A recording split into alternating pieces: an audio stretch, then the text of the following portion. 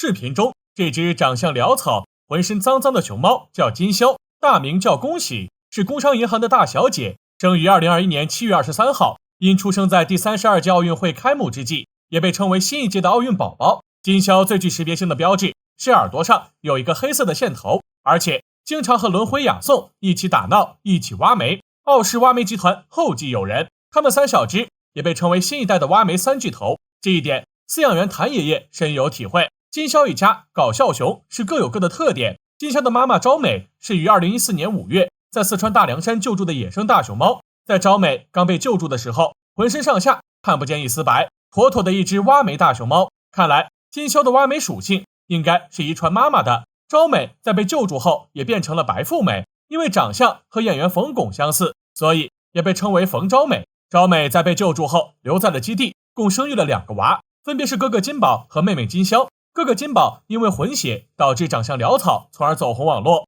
甚至有的网友在看到金宝潦草的耳朵都差点忘记正常的熊猫长啥样了。金宵的爸爸是阿宝，没错，就是那只被七仔咬成扳手的熊猫。熊猫阿宝其实也是从陕西救助回来的一只野生大熊猫。本来阿宝是一家4口中最平凡的熊猫，不过托了七仔的福，阿宝现如今成为最具有辨识度的熊猫之一。因为爸爸妈妈都是从野外救助回来的，所以金宵也是一个纯正的野二代。金宵的性格很活泼，身手矫健，非常擅长攀爬。在其他熊猫都在下面够不到小苹果时，金宵就能轻松地爬到上面吃苹果。前段时间，金宵小公主因为身体不舒服，趴在木架上不肯回去。后来谭爷爷找来梯子劝金宵回家，可能是因为身体很难受，即使谭爷爷拿着盆奶也不肯下来。最后还是有奶爸在前面吸引注意力，谭爷爷从后面推，才将金宵从木架上赶下来。4个饲养员合力将金宵抬了回去。好在最后经过检查，并没有什么大碍，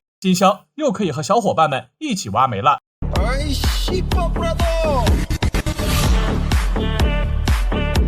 靠徒手掰竹子火遍网络，是北洞出名的大孝子。熊猫萌二的熊生是什么样呢？熊猫为了吃到竹子能有多努力？有用嘴的，有用鼻子的，还有用头的。不过这相比于萌二来说都是小场面。我们萌二直接徒手掰竹子，谁能拒绝一个一边掰竹子一边向你展现雄性魅力的熊猫呢？熊猫萌二于2013年出生于成都大熊猫基地，和萌大是双胞胎，是西直门3太子同父异母的哥哥，也是北洞最乖的大熊猫，因此也被网友称为北洞第1大孝子。而这么温柔的大熊猫背后却有着一段心酸的故事。萌二的妈妈是萌萌，在生下萌大萌二双胞胎后，奶水非常充沛，照顾2小只绝对没问题。但基地为了让萌萌继续照顾其他小熊，直接将它们送到了其他熊猫那里寄养。可怜萌大萌二在出生后是一口母亲的奶都没吃上，甚至都没见过一面。后来萌萌回到了北洞后，他的邻居就是萌二，但此时的萌萌早已不认识萌二。第一次见到萌二时，萌萌甚至骂了萌二，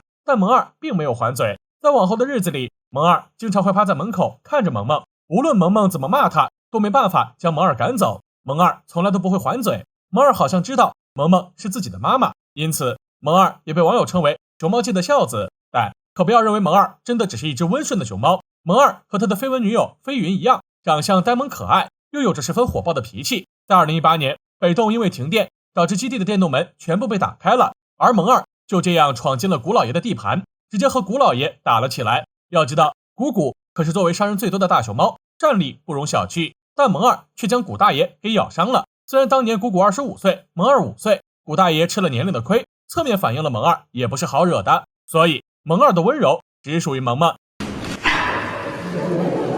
刚出生没多久就敢对着法国第一夫人嗷嗷叫，敢这么做的只有我们的大熊猫了。视频中这只嗷嗷叫的熊猫就是圆梦。5月17号，法国第一夫人来到动物园，与大熊猫圆梦进行了长达3个小时的告别。这日，法国博瓦勒动物园发布信息，熊猫圆梦将于今年7月4号返回中国，为了让它能够与其他雌性大熊猫繁育后代。而法国第一夫人面对这次告别也是非常难受，并声称如果有机会的话会来中国看望它。圆梦的父母圆仔和欢欢在2012年被送往法国，建立中法友谊。在迎接大熊猫到来时，法国还花费巨额建造了一座熊猫宫殿。圆梦于2017年8月4号出生，也是首只出生在法国的大熊猫。圆梦的父母是圆仔和欢欢。圆梦在还未出生时就备受法国群众的关注，出生当天更是轰动了整个法国，并且动物园还为这只小家伙举行了起名仪式。由法国第一夫人亲自命名为圆梦，寓意着梦想成真。在取名的仪式上，圆梦还当众对着法国第一夫人发出吼叫。